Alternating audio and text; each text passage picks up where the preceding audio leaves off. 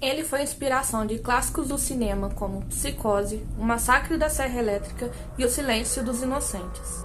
Hoje você conhecerá um pouco mais sobre essa história e ficará chocado com tamanha perversidade. Edward Theodore Jane nasceu no dia 27 de agosto de 1906 e teve uma infância muito difícil. Ele era filho de um pai alcoólatra e que ficava agressivo toda vez que bebia. Além disso, sua mãe era uma fanática religiosa que pregava para seus filhos, Henry e Edward, sobre a imoralidade natural do mundo, o mal de beber, e ela também acreditava que as mulheres eram prostitutas e enviadas do diabo, exceto ela, é claro. Edward era tímido e seus colegas de classe e seus professores lembravam dele como uma pessoa com comportamento estranho, como o fato dele começar a rir aleatoriamente, o que aparentava estar rindo das próprias piadas.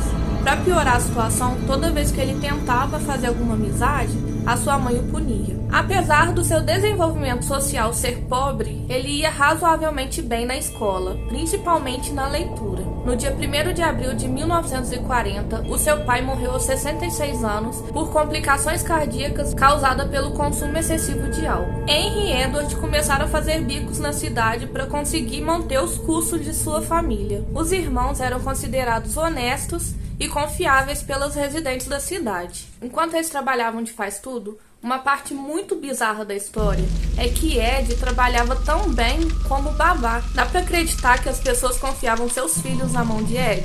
Aparentemente, ele gostava de cuidar mais das crianças do que conviver com os adultos. Então isso era um fator que fazia com que as pessoas confiassem nele. O Henry, seu irmão, começou a namorar uma mulher divorciada e com 2 filhos, algo que a sua mãe abominava. E seu irmão se preocupava com a situação que ele tinha com sua mãe, porque Ed a idolatrava. E ele frequentemente falava mal de sua mãe para Ed, que o respondia com choque e dor. No dia 16 de maio de 1944, os 2 irmãos estavam queimando a vegetação pantanosa de sua propriedade, o que acabou ocasionando um incêndio, o que chamou a atenção dos bombeiros locais, que foram até a propriedade. Porém, chegando lá, o fogo havia sido extinto e eles foram embora. Porém, Ed relatou o desaparecimento de seu irmão, o que fez com que uma equipe de busca fosse até o local procurando Henry. Ed direcionou a equipe de busca até o corpo de seu irmão, que o encontrou debruçado. Aparentemente, ele estava morto há algum tempo, e a causa da morte foi por falha cardíaca,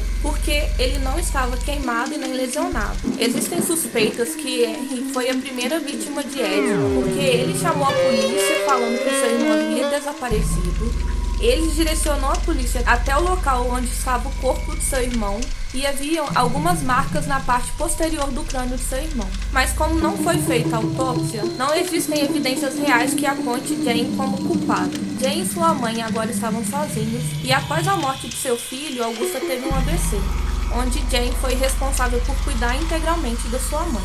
Ela não demonstrava gratidão por seu filho, o chamando de inútil e imprestável assim como seu pai. Porém, em alguns momentos ela o convidava para dormir, fazendo companhia, dava tapinhas em seu ombro e chamava de homenzinho e bebê. Jane sempre orava a Deus pedindo saúde e que poupasse a vida de sua mãe. Porém, depois de um ano da morte de seu filho, no dia 29 de dezembro de 1945, sua mãe faleceu. Ed ficou devastado com a morte de sua mãe e se sentiu totalmente vazio e sozinho no mundo.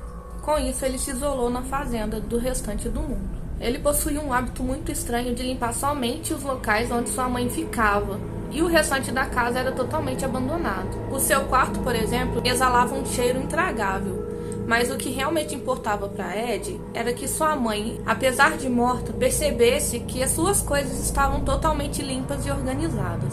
Com o passar do tempo, Ed começou a adquirir hábitos estranhos, como ler sobre médicos nazistas e seus massacres dos judeus, e sobre anatomia feminina, mas nada se comparava com a sua necessidade de ler o obituário local, onde ele ficava de olho nas mortes das mulheres que possuem a mesma idade que sua mãe. Depois que descobria sobre as mortes, ele pedia auxílio de seu amigo Gus para ajudar a desenterrar aquelas mulheres mortas, e ele dizia a seu amigo que era para estudos científicos, e o mesmo acreditava e o ajudava. Em casa, Jane anatomizava os corpos e separava principalmente as genitálias, algumas partes e órgãos, lembrando que era sempre do sexo feminino.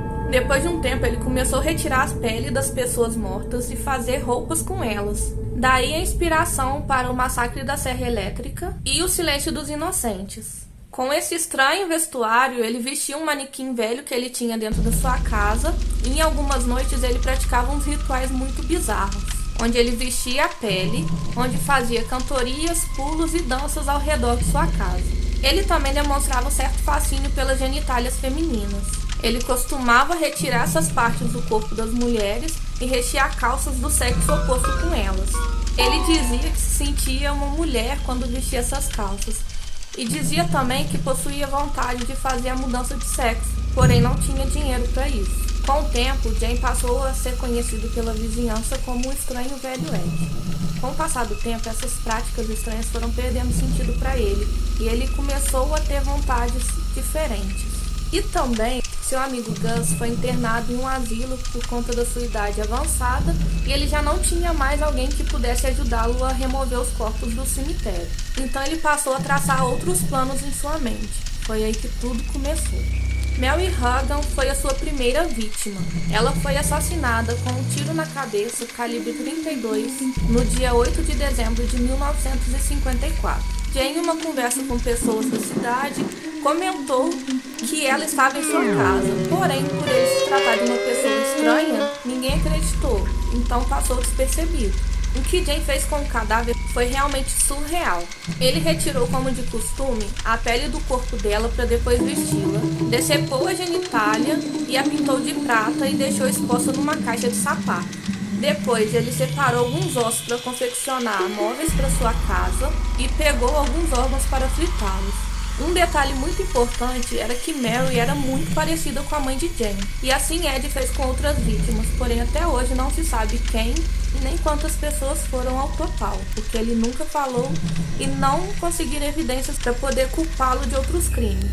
Suas práticas macabras tiveram fim no dia que ele sequestrou e matou a mãe de um vice-xerife da cidade. Bernice Warden trabalhava numa loja de ferragem da cidade. Quando seu filho, vice-xerife, entrou na loja, notou alguns rastros de sangue e então conferiu o livro diário da loja, onde constava o nome de Ed. Foi até sua fazenda, mas não encontrou. Posteriormente, o encontrou em uma propriedade vizinha. Chegando lá, no momento que encontrou o xerife, ele disse: "Como alguém pode me culpar pela morte de Bernice Warden?" Como a morte dela não tinha sido divulgada pela polícia e nem pela imprensa local, imediatamente ele foi preso. Foi então que ele foi direcionado até sua residência para ser inquirido. Chegando lá, a polícia encontrou um cenário totalmente assustador. E eles não acreditavam no que viram. A mãe do xerife estava presa de cabeça para baixo por um gancho como aqueles de açougue, sem a cabeça e sem o intestino, que posteriormente foram encontrados dentro de uma caixa. Seu coração estava em um prato em cima da mesa de jantar e os outros órgãos estavam em cozimento dentro de uma panela. Mas isso era só o começo. Os policiais encontraram uma caixa de genitálias, onde uma estava pintada de prata, e você já sabe qual que é, porque eu falei anteriormente. Pulseiras, poltronas, um terno, uma bolsa, uma bainha de facas, calças, cadeiras, camisas, sutiãs e até mesmo um abajur feito de pele humana. Haviam vários crânios e alguns estavam enfeitando o pé da cama e alguns outros crânios também eram usados como tigelas de sopa. Órgãos humanos estavam dentro da geladeira, lábios humanos estavam dependurados por barbantes pelo corredor, máscaras feitas com faces de mulheres assassinadas, mesas feitas com ossos humanos, haviam narizes, orelhas e órgãos espalhados por toda a residência, um cinto feito de mamilo e também tinha uma caixa de aveia contendo partes de cérebro dentro. O julgamento de Ed foi no dia 21 de novembro de 1957, na Corte Judicial de Washara, numa cidade vizinha de Plainfield, onde Ed morava. Durante o julgamento, o acusado declarou inocência e alegou insanidade mental. Considerado mentalmente incapaz, ele foi inapto para julgamento e foi internado no Hospital Estadual Central para Criminosos Insanos. Após 10 anos, ele foi considerado apto para julgamento. E o novo julgamento começou no dia 14 de novembro de 1968 e durou uma semana. A defesa insistiu na tese de insanidade, já a acusação declarou que ele estava totalmente ciente do que estava fazendo. Para isso, eles tiveram várias testemunhas.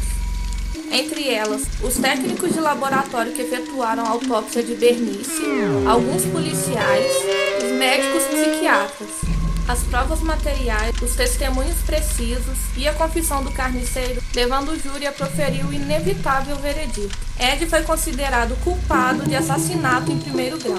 Alguns dias depois, o magistrado Robert Goma proferiu a sentença e, apesar do veredito, foi declarado como não culpado por insanidade mental.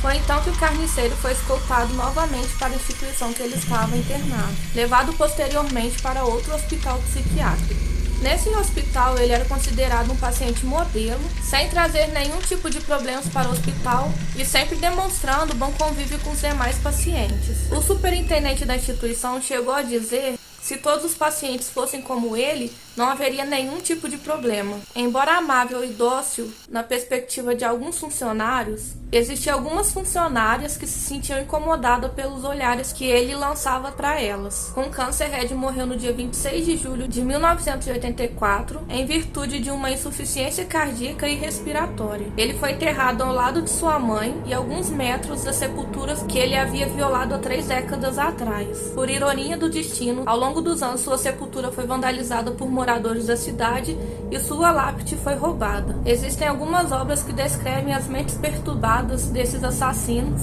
e eu vou deixar aqui na descrição o link de alguns livros para vocês. Se você gostou da história, não se esqueça de deixar seu like e se inscreva aqui no canal. Ative o sininho para receber em primeira mão conteúdos como esse. E para sugestões de histórias, deixe aqui nos comentários. Aguardo vocês no próximo vídeo.